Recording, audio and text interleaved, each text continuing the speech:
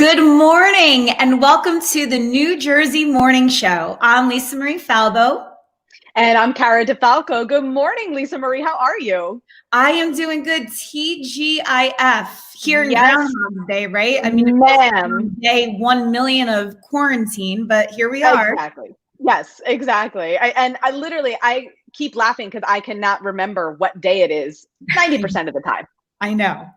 Well, we were just commenting off camera. This is like the first time in a month that we're putting makeup on. So that feels good. At least a month for sure. Yes. So, and I have to say, my chair is moving. It's because my dog is right here and she's banging into.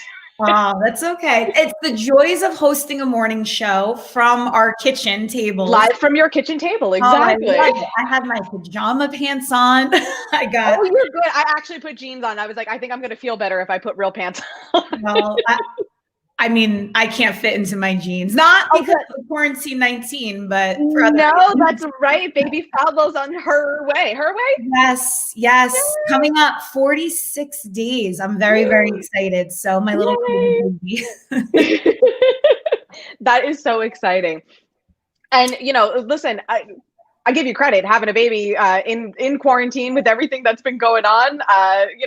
It's just been wild these last few months.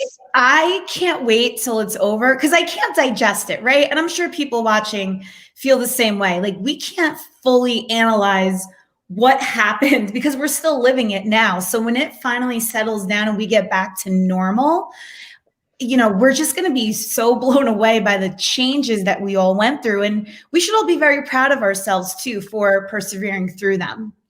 Absolutely. Absolutely. I think we've all, really found a way to survive something that nobody anticipated for sure.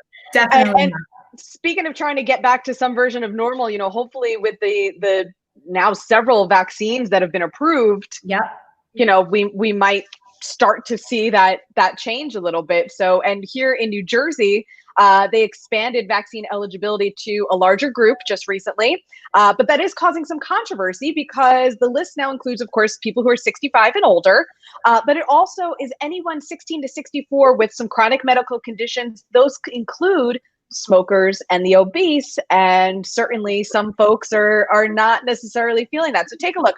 These are the conditions that are included. So of course, cancer, chronic kidney disease, COPD, Down syndrome, heart conditions, obesity again, sickle cell, and type 2 diabetes. And New Jersey's health commissioner, Judy Parashili, says smokers are eligible because they're more susceptible to the virus. I kind of see where people might be annoyed with that because, you chose to pick up a cigarette. And at this point, if you are under the age of 50, you know that it's poison. Oh, definitely. People still smoke with all, with the advent of like the e-cigarettes and all the other products out there. I can't believe that there's still tobacco smokers out there, but I agree with you. I think that is super controversial. You can't put smokers on the same level as like a Down syndrome patient. They should, of course, be skyrocketed to the top of the list. Heart conditions, cancer, of course. God forbid you're undergoing cancer treatments and you get COVID. That could wreak havoc on your treatment plan. But sure. Again, with things that are easily fixable, like quitting smoking, I mean, even obesity, that could be considered a controversial take as well. I would hope that a lot of people took this time to get healthy, to find a balance in their life, to maybe lose weight. I hope they didn't take this opportunity to just, sit around on the couch. Yeah. And it's so funny because a lot of people, kind of in my world as an integrative nutrition health coach and just some of the other folks that I follow online, a lot of them are saying, and a lot of them are recommending, listen, a good healthy diet is going to boost your immune system across the board anyway. So, eating well, eating your veggies, unfortunately, it's all the same stuff that we hear all the time, but nobody really wants to listen, but it does work and it'll help your body protect you. I know. But I mean, we have to be gentle on the people too, like the health commissioner and the people rolling out these laws, because this is such unprecedented times. You can't blame them on some level for just kind of figuring out as they go? Like, who has a plan for this? That's it. There's no playbook. There's no guide rules or, anything. Everyone's kind of just taking a shot in the dark. And I just said this yesterday to somebody. I said, through this whole thing, I just keep reminding myself, everyone's doing the best they can. And some days it's really not great, but it's the best they can muster that day. Nobody, I believe, is intentionally messing this up. I really believe that. And if they are, like, shame on them. But between the economy, between the vaccine rollout, between everything else going on, I just think they really are doing what they feel is best in their hearts. There can't be any ulterior motives, right? You're messing with a lot of livelihoods and people's lives. And, we just have to take it as it comes. I know a lot of people are anxious to just get back to normal, but we have to take these steps. Absolutely. Absolutely. And normal, who knows what normal is going to look like? I know. Well, that's another story for another day. But meantime, New Jersey opened its second mass site for administering the vaccine. Governor Phil Murphy and Senate President Steve Sweeney toured the facility at Rowan College in Gloucester County. They opened another site just like this last week at a mall in Rockaway. They are supposed to be able to vaccinate 2,000 people a day. Right now, they're only available to healthcare workers. Yeah, and I logged on to see if I could register or even get an appointment, months in advance just to be on the schedule for one. It was like, no, you're not you yet. We're not ready for you. All right, Lisa Marie, let's bring in meteorologist Bobby Klark. We're going to check on New Jersey's weather today. Hey, good morning, Bobby. Hey, Lisa Marie. Hey, Cara. How are you doing today? Good, thank you. Hey, Bobby. Hey, how you doing today? Good to see you both out here, and good morning, New Jersey, out to all you folks out there. We see the radar. Nothing really going on too much in terms of our radar, at least as we start today. But as we head on through the afternoon and evening hours, we'll start to see those clouds increase and have chances of seeing some rain showers and some steadier rain as we head over to tonight. Today, we'll top out around 50 degrees under, again, increasing clouds and temperature dropping back into 4 degrees for the overnight hours. Take a look around the state. We'll be basically in the 40s and the 50s. Obviously, the cooler spots as you head towards the Route 10 corridor northwest into those higher elevations. But again, that rainfall will start to begin as we head into the overnight hours. And I'll show you that 7-day forecast coming up later on. Cara, Lisa Marie. Hey, for the middle of January, you cannot be mad at those numbers. No, absolutely. Definitely not. It's like summer around these parts, huh? I know, right? Everyone's like, I see people in shorts and t-shirts still. Well, I mean, it's not making everyone happy though, Cara, because a new survey shows America's angriest states in 2020. And you guessed it, New Jersey didn't do so well. The survey by alcohol.org says New Jerseyans have about 7 anger episodes each week. Delaware tops the list with 12 anger episodes per week, with West Virginia right behind them with 9. The least angry, Hawaii. No explanation needed. Yeah, no, I feel like New Jerseyans, maybe not so much angry, but passionate. We're passionate people. What's an angry episode? I don't know. Like, did they have to define that? Like, is it like giving someone the bird while in traffic? There is no traffic right now. So yeah. What's the angry episode? Is it a full meltdown? Like what defines an episode at this point? A Tony Soprano beatdown? I don't know what they mean by that. That would be very New Jersey, though. That would be New Jersey, right? Absolutely. Absolutely. All right, guys, coming up in just a bit, the number one reason people are moving out of the state, it is not because they are angry. We'll tell you what it is in just a minute.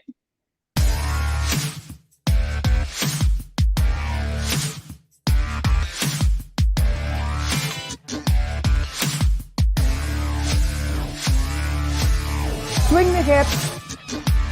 Oh boy, they weren't kidding. Whew. You're looking for a gold crown? Sure. So you say you're helping people through. How are you doing that?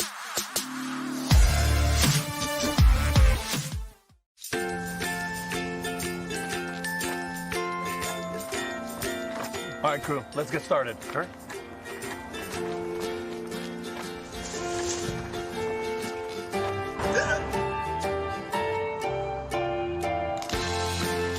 Don't ignore the law. You must call 811 at least 2 to 3 days before any digging project so you can avoid hitting our essential buried utilities. For digging projects big or small, make the call to 811. Welcome back, everybody. So we were just talking before we left, Lisa Marie, that New Jerseyans are some of the angriest people in the country, apparently.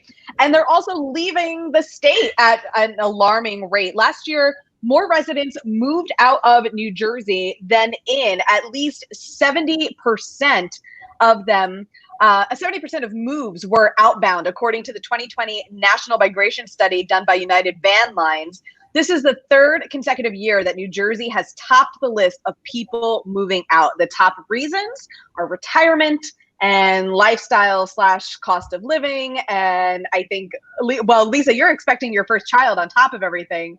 As residents, as homeowners, as taxpayers, it costs a pretty penny to live here. It is crazy how expensive things are. And when you do have a baby, you realize all of the added expenses. And I know it hasn't even started yet for me. But I mean, I love New Jersey. You love New Jersey. Like, I bleed this state. I can't imagine living anywhere else. But when you hear about how things are going in a state like Florida, right, where they have a little more freedom with the coronavirus and it's warm all the time, and you get enticed, you know, when you hear stories like that, you know, South Carolina, Texas. I was just going to say, my aunt and uncle just moved down to South Carolina. Just, you know, they've got, they were supposed to be downsizing. I think they have the biggest house they've ever owned in their lives for like a third of the price. Exactly. And that's the sin of it all. Like, you can go to one of those states that I just mentioned to get, you know, a house for $500,000 and it's a mansion. Whereas up here, $500,000 gets you a shack. Yeah, like a little baraka somewhere. Yeah, like what are you supposed to do? You know, and then, you know, you're just working like a crazy person to supplement just to maintain that. Yeah, and you know, you're not really enjoying. So I get it. Again, I'm not a money person. I have no idea how the state can fix that. But I hope that there's some very smart people behind the scenes really taking a look at these studies, because this isn't the first time I'm hearing this. No, that's what it's got, you know, 3 years in a row, people are, you know, it's an exodus. Exactly. And it's not even just New Jersey. You hear the same thing about New York, Connecticut. So really the tri-state is getting hit right now, and they're driving out people from really all social classes and demographics. It's not just the rich or whoever. It's a lot of people can't just afford or just are burn out maintaining that, you know, New York, New Jersey lifestyle. Yeah, absolutely. So Governor Phil Murphy, delivered his third State of the Union address earlier this week. I'm sure he didn't talk about this though.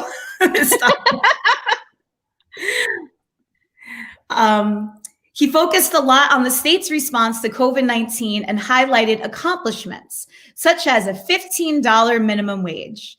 The governor laid out his plan for the next year that includes focus on vaccinations, expanded child care, and enacting early in-person voting. Well, that is key, right? Especially with all the craziness that came off the last election with the in-person voting. Absolutely.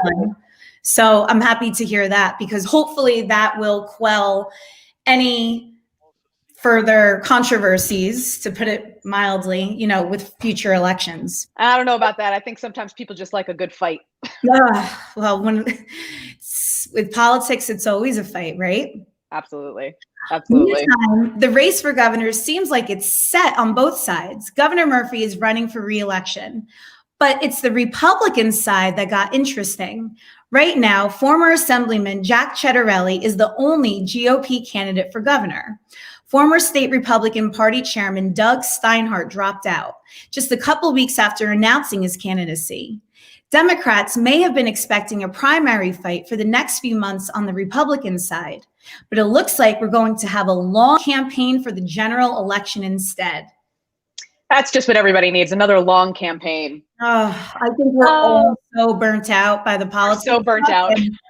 Unfortunately, we're coming into a week where it's going to reach, I think, its highest fever pitch. I agree.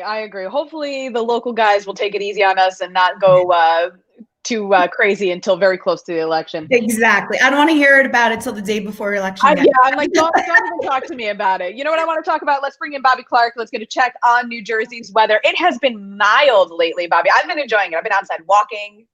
Yeah, absolutely. And I'll tell you one thing about these politics is that at least you're not bashing the weather people finally. So let the politics take it over. All right, leave the weather people alone. But yeah, definitely been milder on the milder side. But it looks like that will start to change as we head towards next week. But looking at today, we see temperatures in the near 50 degrees, where clouds will start to increase as we have a storm system that's moving through the Great Lakes at the moment. So those clouds will increase throughout the afternoon today in the low 40 degrees, where we'll see some rain showers and some steady rain headed for tonight. Heading around the state, we see temperatures mainly in the 40s in the northern parts of the region. Head towards the south, we see mainly in the low to mid 50s. And again, we'll see those clouds increase throughout the day throughout the state. Check out the 7-day forecast. You can see that we'll have rain. We'll have to deal with some rain tomorrow. And then it might end up as a little bit of a mix as you head to the northern parts of the area, that north of I-80 and so on. Sunday, we see a little bit of a mix there. Monday, Tuesday, Wednesday, we'll see some drying out conditions, which is good. And temperatures back where they should be this time of year, around the mid to upper 40s. So really overall, not looking too bad for what it could be in January. Just be careful out there as we head towards tomorrow and Sunday. Could see a little bit of a mix and some rain there. Lisa Marie, Cara? Thank you, Bobby. My prediction, here's my weather prediction. We're going to get hit with a monster blizzard like around March 2nd. Because that's my due date. So that's my worst nightmare is either going or coming back home from the hospital. We're going to have to drive through a blizzard, but that is my prediction. And supposedly I heard, and Bobby Klark, you can maybe clarify this. Okay. Blizzards bring on childbirth. There's something I've heard with like the pressure that helps bring, is that true? It is. I mean, that's what people say. I mean, I don't have the facts in front of me, but simply put, the change in pressure does tend to create a lot of those types of things like childbirth and whatnot. And they say animals seem to act a little bit different and stuff like that. So yes, change in pressure can certainly do something like that. Oh boy. I gotta tell you, Lisa Marie. What? My neighbor, that happened to my neighbor. She was pregnant a few years ago. We had a blizzard, and we happen to have a hospital around the corner from us. They had to walk through the snow to get her there because it was not drivable. Oh my God. Well, I have to refer to my Farmer's Almanac then to just see if I can predict it that way. Hopefully not. Thanks, ladies. All right, guys, when we come back, we're going to talk about how New Jersey is going to be involved in the upcoming inauguration down in DC. And Lisa, as we were saying, it's looking like it's going to be a wild week next week. Wild, but the entertainment's going to be great. Yeah. Get your popcorn ready.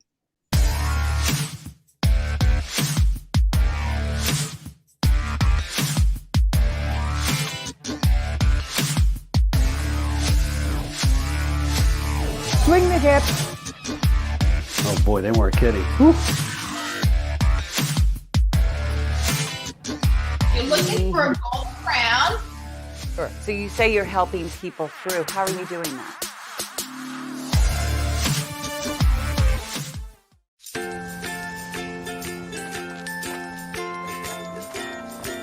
All right, crew, let's get started. Sure.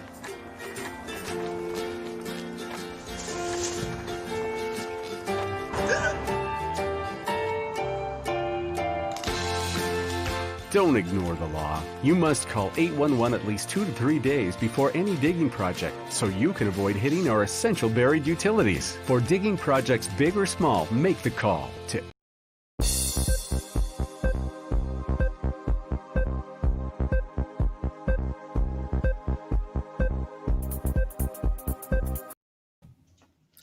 Welcome back, everybody. So, Lisa Marie, we've been talking about the upcoming inauguration down in DC, and officials with the New Jersey State Police and the Office of Homeland Security are vowing to be prepared for any potential unrest at the State House. The FBI actually issued a warning earlier this week that there are plans for protests at all 50 state capitals and Washington, D.C. before the presidential inauguration. Officials say that they believe some of the people who may participate in these protests belong to extremist groups. The New Jersey State House is just feet from the Delaware River. That's the border between New Jersey and Pennsylvania. The state state police who guard the State House were overwhelmed by a peaceful but massive group of anti-vaccine advocates who first descended on Trenton last December. Then on May 31st, Trenton police lost control of downtown during a riot that followed a day of peaceful Black Lives Matter protests. Just stay home. It's not worth it. It's, just stay home. Protest from your living room. It's not worth your life, somebody else's life, your livelihood, your livelihood. Right? That's the one that gets me. Like, the few people who still have a job and you're willing to risk it to go, stream yourself doing something stupid. I really hope people heed that advice and just stay home and, just pray for the betterment of our nation, of our society, and protesting and causing a ruckus. It's just not the way. You know what? Not anymore. I get in the 60s and 70s. I saw, my aunts and uncles were alive at that time, and they were out there doing that stuff. But I think these days, more than anything, the best way to protest something in America is with, the almighty dollar. You don't like something, buy the competitor or support the competitor. Like, that's the best way to anybody. Exactly.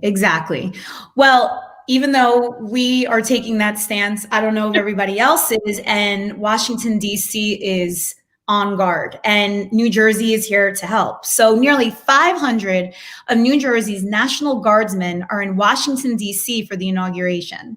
The National Guard members began deploying Thursday, with the roughly 500 expected to arrive by Sunday night to assist in the peaceful transfer of power. Governor Phil Murphy said during an event in Hamilton earlier this week. Once in Washington, the members will be utilized however the D.C. National Guard sees fit, with some stationed at the Capitol and national monuments.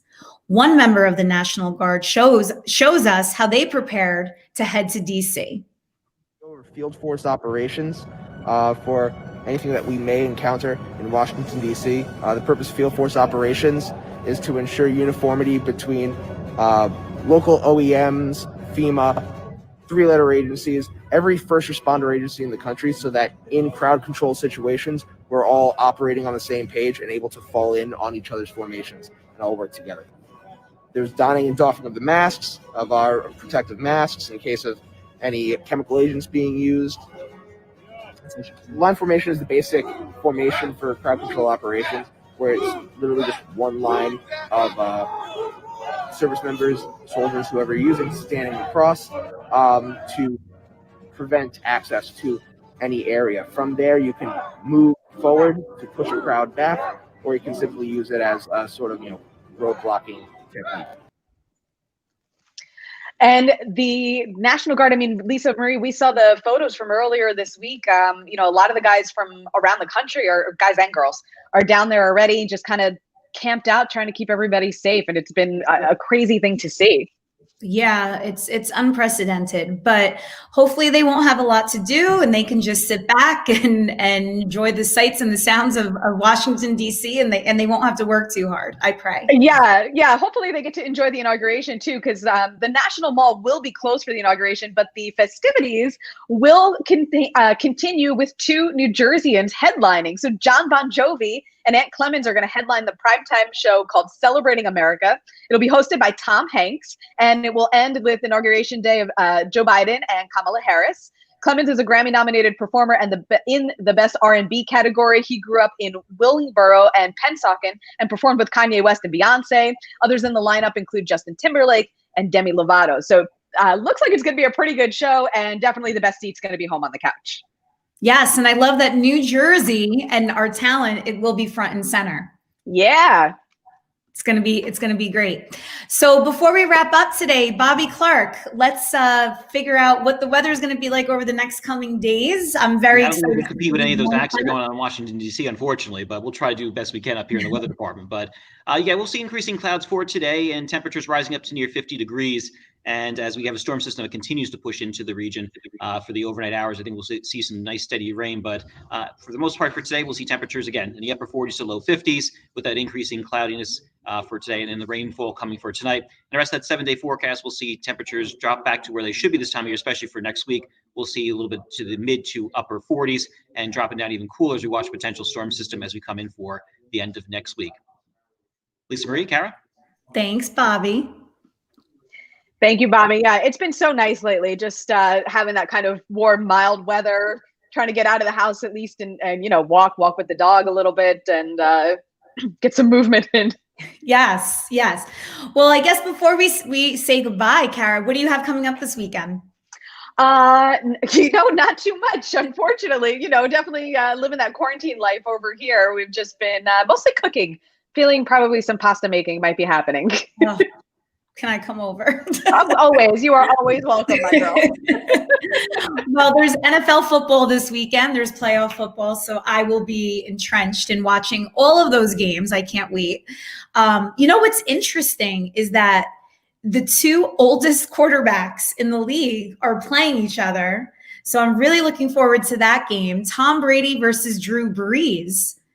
Nice. You know what? I have not followed football this season, and I'm a little because the Giants, my team, and it was disappointing is an understatement. So it was a little hard, but I'm really excited about that, and maybe taking a walk outside since it's going to be warm, according to Bobby. So it'll be nice and relaxing. Yes, that's it. Just, typical January weekend. Good food, some football, and relaxing at home with the fam. That's it. All you need. All you need. That is it. Lisa Marie, thank you so much for joining me here this morning. Thank you, everybody at home. Once again, I'm Cara DeFalco, and this is the New Jersey Morning Show.